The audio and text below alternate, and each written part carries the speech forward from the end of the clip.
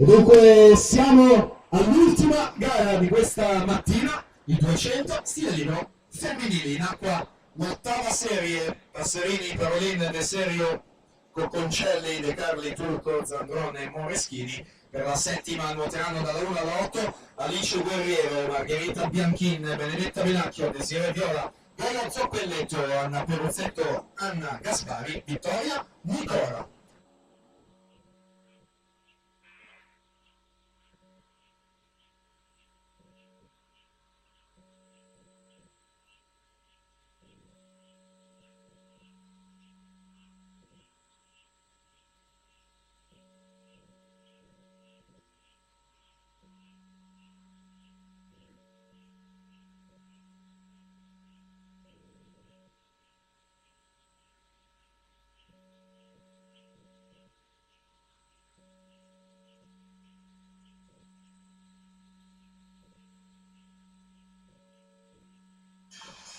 Dunque abbiamo la classifica ragazzi maschi dei 200 farfalla, la vittoria a Thomas Cecconi 2.06.93, secondo è Lorenzo Menegaldo e terzo Andrea Meneghini. Quindi invito questi atleti a raggiungere la zona podio. Ceccon, Menegaldo e Meneghini per la categoria ragazzi e per gli assoluti in zona podio Casarin, Salio e Barrisoni.